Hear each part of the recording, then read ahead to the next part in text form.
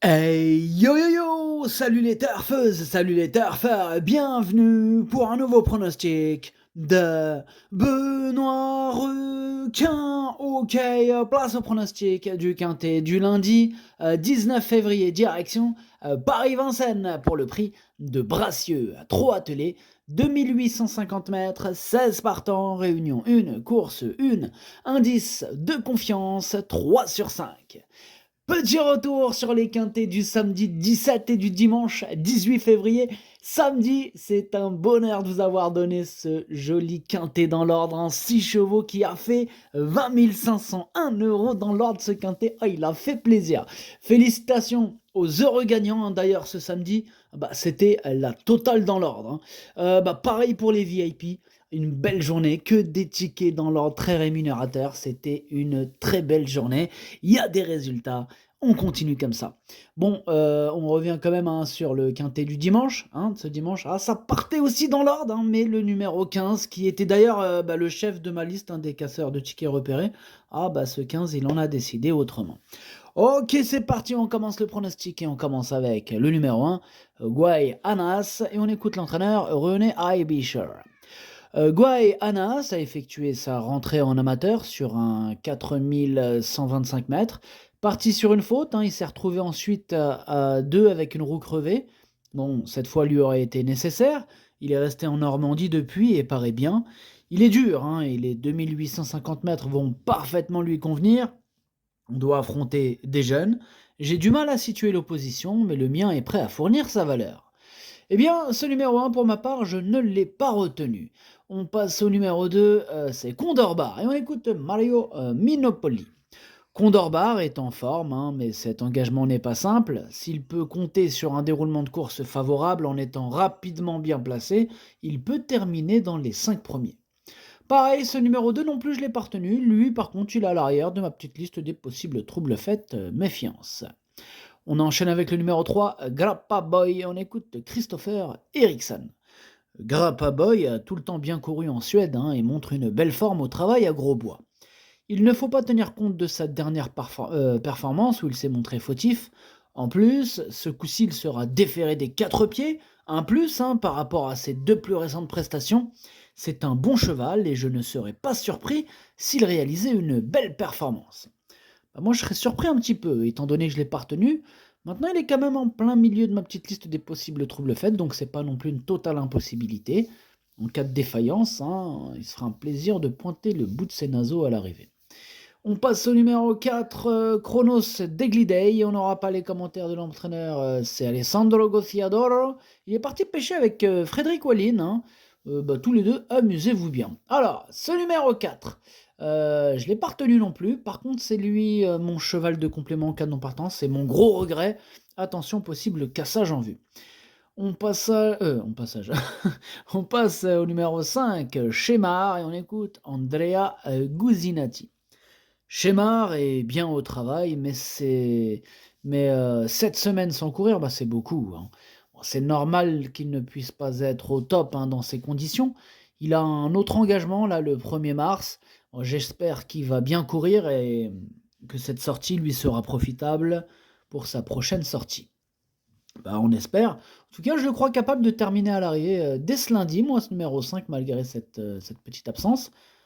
Voilà, moi je l'ai gardé, mais en toute fin de combinaison. On passe au numéro 6, Instant d'eau-fort, et on écoute Christian Bijon.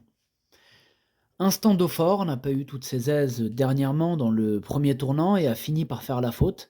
Auparavant, il avait aligné les bonnes performances.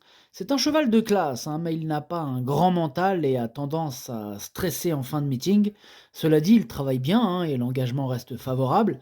Malgré la présence de quelques étrangers, il devrait terminer dans le quintet. Ouais, c'est un bon engagement pour ce numéro 6, il va tout faire pour en profiter. En tout cas, moi j'y crois, je l'ai mis très haut, je l'ai mis troisième. On passe au numéro 7, Isofou du Chêne, et on écoute Julien Lemaire. Isofou du Chêne ne m'a pas surpris en alignant 2 succès, je l'ai toujours estimé et il arrive à maturité. Il est resté au top et retrouve un engagement favorable, même si c'est encore une épreuve européenne. Cependant, je crains moins les étrangers sur ce parcours de tenue. C'est sans doute sa dernière course du meeting, alors il sera de nouveau pieds nus. Il n'est pas des plus maniables, mais je pars confiant. C'est la DRDR pour Issoufou Duchesne, hein, il va tout faire pour la remporter. En tout cas, moi, j'y crois. Pour la plus haute marche du podium, je l'ai mis en tête, c'est mon préféré. On passe au numéro 8, Dante Godiva, et on écoute David Signé. Dante Godiva a très bien couru en dernier lieu. Il m'a un peu rassuré en cette occasion et j'ai même cru qu'il allait gagner, hein, à l'entrée de la ligne droite. Bon, cela me paraît plus dur cette fois-ci car il y a des jeunes, mais il a prouvé qu'il était bien en ce moment. S'il terminait en fin de combinaison, il aurait rempli son contrat. Eh bien, ce numéro 8, je l'ai pas retenu, c'est un regret, c'est mon deuxième cheval de complément en cas de non partant, attention. On passe au numéro 9, Chéri Top, et on écoute Franck Ouvry. Chéri Top se serait imposé, hein, lors de son avant-dernière sortie s'il n'était pas passé à l'amble, hein, aux abords du poteau. Il vient de se classer 4e au prix du prix Jean-René Goujon sur les 2100 mètres. Bon, il y a tout juste un an, nous devancions Ibiki Dowell, hein, sur ce parcours. Bon, même si le lot reste bien composé, je compte sur lui pour jouer les bons rôles de ce quintet. Bah, il est plutôt confiant, Franck Ouvry, avec son numéro 9, la Cherry Top. Moi, il me plaît bien aussi, hein, je l'ai gardé, je l'ai mis, pour être exact, je l'ai mis 6e. On passe au numéro 10, J.K. Justus, et on écoute Stéphane Arvidsson. J.K. Justus n'a pas eu un déroulement de course favorable, hein, la dernière fois, mais a été très bon. Il est en belle forme, tout va bien pour lui. Il aime que l'allure soit sélective, car il sait aussi venir sur les autres. J'espère bien qu'il va confirmer. Bah, j'espère bien aussi, Stéphane Arvidsson. En tout cas, moi, ce numéro 10, il me plaît bien, je l'ai mis 5e. On enchaîne avec le numéro 11, Gaylord AM, et on écoute Björn Goop. Gaylord AM est capable de réaliser de belles choses, hein, quand il est bien. Il faut qu'il soit au top, hein, pour cela. Avec la bonne course nécessaire sur ce parcours, il est capable de terminer parmi les 5 premiers, même s'il affronte les plus jeunes. Alors, ce numéro 11, par contre, lui, je ne l'ai pas retenu, mais c'est lui le chef et le capitaine, hein, de ma petite liste des possibles casseurs de tickets repérés. Attention, je vous rappelle que le chef et le capitaine dimanche de ma liste, c'était le 15, hein, et qu'il a terminé à, je sais pas, très grosse cote, je ne me rappelle plus la cote exacte, je crois, 100 balles et quelques, je crois. Bref, méfiez-vous de mes capitaines. Voilà, donc c'est le 11 aujourd'hui. On passe au numéro 12, Indigo Pierre J, on écoute Christophe Hamel.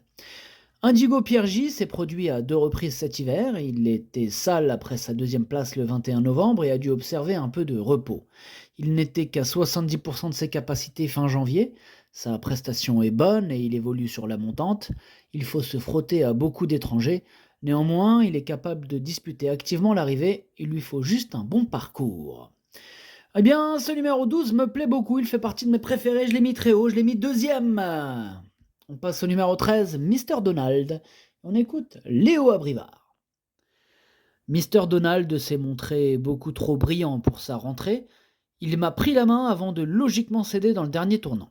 Lundi, il est bien engagé, mais il va falloir qu'il se montre beaucoup plus détendu, hein, pour aller au bout des 2850 mètres, même si nous allons changer son embouchure afin qu'il tire moins, nos ambitions se limiteront à la 5e place. Bon, moi, ce numéro 13, il m'enchante pas trop, je l'ai pas retenu, j'en ai préféré d'autres. On passe au numéro 14, Gélasquez, et on écoute Arnaud Gilles Maillard. Gélasquez avait des ressources quand il a été victime d'un tassement le 4 février. Il aurait disputé l'arrivée, d'après son partenaire. Il reste un peu délicat et il lui faut un déroulement fluide. Ici, il affronte les jeunes et les étrangers. Il va falloir un peu de réussite, hein, mais il est en forme. Il n'a besoin de personne dans le parcours si nécessaire. Il peut se glisser en fin de combinaison. Bon, moi, j'y crois pas non plus à ce numéro 14 et je l'ai mis de côté, hein. On passe au 15, Raven, déjà vu. Et on n'aura pas les commentaires de l'entraîneur, c'est Frédéric Wallin, hein, comme on l'a dit tout à l'heure. Il est parti pêcher avec son pote Alessandro Gossiadoro. Amusez-vous bien. Ce numéro 15 me plaît bien. Je l'ai mis assez haut, hein, je l'ai mis 4e. Et on termine avec le numéro 16, Jimmy Ferro BR. Et pareil, on n'aura pas les commentaires de l'entraîneur. Toujours le même, Alessandro Gossiadoro. À la pêche avec son pote, amuse-toi bien. Ce numéro 16, lui aussi par contre je l'ai retenu, plutôt en bout de combinaison par contre. Le pronostic, ça donne 7, 12, 6, 15, 10, 9, 16, 5. Merci d'avoir suivi cette vidéo. N'hésitez pas à mettre un pouce bleu si la vidéo vous a plu. Pour accéder à tous mes tickets pour la course du Quintet, rendez-vous directement en description de la vidéo. À jouer avec modération. Bonne chance. Chopez-le moi. Ciao.